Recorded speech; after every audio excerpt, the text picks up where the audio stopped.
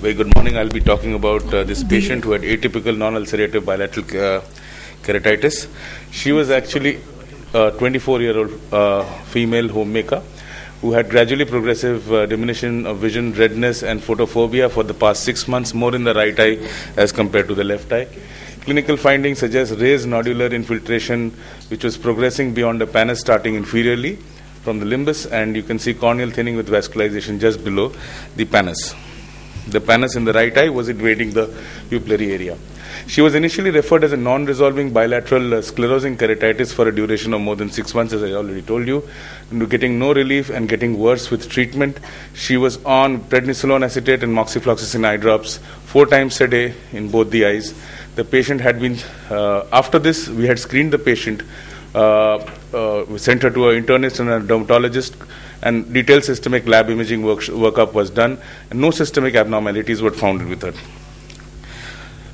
Rest of the ocular examination were absolutely unremarkable, and essentially it was a diagnostic dilemma. I would like to just stop here and ask what would be your preferred way to manage this patient beyond this point? Ma'am? You know the diagnosis. You've seen this before. Anybody can give us a clue from the audience here. What would you like to do? The dermatologist had said, as I told you, is absolutely normal.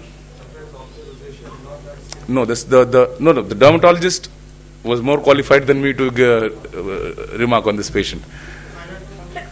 Absolutely normal, as according to the internist. They had done a detailed lab workup as well as imaging. Chest, X-ray, CT, everything was normal. So I think I'll move beyond the point. So what we decided was to stop all ongoing treatment, because had the treatment been working, we'd not be sitting here discussing about this patient. And we needed to identify the pathology, that is, do a microbiology and a pathology workup for this patient. What we did was a corneal biopsy. You can see that we targeted the leading edge of the lesion, the nodular infiltrate, with a 3 millimeter punch. And there's a fluorescein stained, we took another from the normal conjunctiva just below the pannus, and you can see the fluorescein stained sites over there. We sent the samples for gram stain, KOH mount, bacterial and fungal culture sensitivity, histopathology. Nothing came out on any of the tests except histopathology showed us few acid-fast bacilli, and the diagnosis was clinched as mycobacterial keratitis.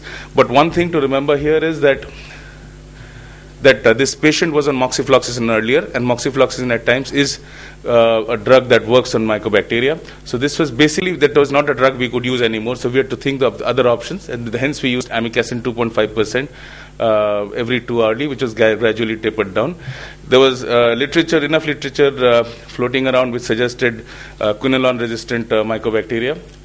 And within 3 weeks, you can see the vascularization had regressed with the treatment. By this time, we had reduced the drop frequency from 2 hourly to 6 times a day. You see the resolving nodular infiltrates on the same treatment. And within 6 months, you can see a very good resolution with scar formation in the right eye, invading the pupillary area to some extent. Thank you. But, the questions that still remain unanswered to me, this mode of inoculation, especially considering the patient had undergone tests for tuberculosis also. There was we don't know what the mode of inoculation is. How do we recognize the infective pathology given the atypical presentation of this case? And there is no well-defined management protocol for this case for these kind of patients in terms of microbiological diagnosis and treatment. Thank you.